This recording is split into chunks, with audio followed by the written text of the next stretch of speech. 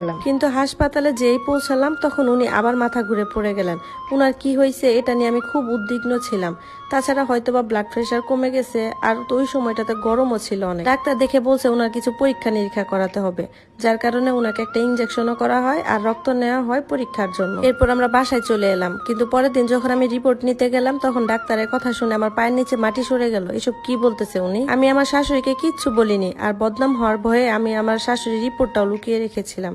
এদিকে আমার শাশুড়ির স্বাস্থ্য ক্রমশই খারাপ হতে থাকে। এমন শরীর খারাপ নিয়ে উনি রোজ রাতে খাবার নিয়ে যেতেন। আমার তো খুব রাগ লাগতো যে এই মহিলা আসলে কি শুরু করছে, কি বোঝাতে চাইতেছে, এরকম খারাপ শরীর নিয়ে ওনাকে বাইরে যেতে হবে। আমি তো তার স্বামীর প্রতি ভালোবাসা দেখে খুব মুগ্ধ হয়েছিলাম, কিন্তু এই মহিলা যে এরকম খারাপ কাজ করবে সেটা জানতাম না। এখন আমি নিশ্চিত হয়েছিলাম যে উনি খাবার দেওয়ার অজুহাতে তার প্রেমিকের সাথে দেখা করতেন এবং দুজনে সেখানে একসাথে খাওয়া দাওয়া করতেন। এই বয়সে এসে আমার শাশুড়ি এইসব কাজকর্ম দেখে আমার খুব খারাপ লাগছিল। তার তো এই বয়সে এইসব করা ঠিক হয়নি। এই ব্যাপারটা আমি আমার স্বামীকেও বলার সাহস পাইনি, কারণ সে যদি আমাকে অবিশ্বাস করে।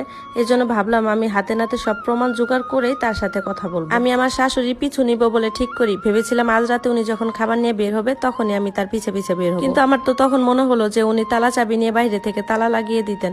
এজন্য এর পরের দিন আমি তাকে বললাম যে মা, আপনি তো আমাকে একা রেখে যান, ঘরে যদি কোনো দুর্ঘটনা ঘটে আমি তো ঘর থেকে বের হতে পারবো না, আপনি এখন থেকে আর তালা দিয়ে যাবেন। এই কথা শুনে আমার শাশুড়ির মুখের রংটা ম্লান হয়ে গেছিল। আমার মনে হলো যে আমি যা বলেছি উনার পছন্দ হয়নি। এর পরের দিন আমার শাশুড়ি যখন বের হলো তখন আমিও তার পিছে পিছে বের হলাম। সেদিন আমি একটা পুরনো চাদর পরেছিলাম, কারণ আমার চাদরগুলো আমার শাশুড়ি চিনত। উনি যদি আমাকে বুঝতে পারে যে আমি তাকে অনুসরণ করছি, যার কারণে আমার বিয়ের আগে একটা চাদর ছিল ওটা গায়ে দিয়ে আমি তার পিছু নিলাম। তখন রাত 9টা বাজে, এলাকাটা জনশূন্য ছিল, কারণ গ্রামের মানুষজন তাড়াতাড়ি ঘুমিয়ে পড়ে।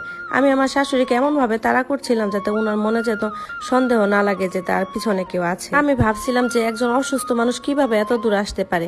এরপর দেখা গেল উনি একটা অনেক পুরনো বাড়িতে প্রবেশ করলেন। আমি তো ভাবছিলাম উনি হয়তো বা ঘরে ঢুকে ঘরের দরজাটা বন্ধ করে দিবেন। আমি যখন কাছে গিয়ে দেখলাম তখন দেখলাম দরজায় কোনো লক নেই। বাড়িটি এত পুরনো ছিল যে এর দেয়ালগুলো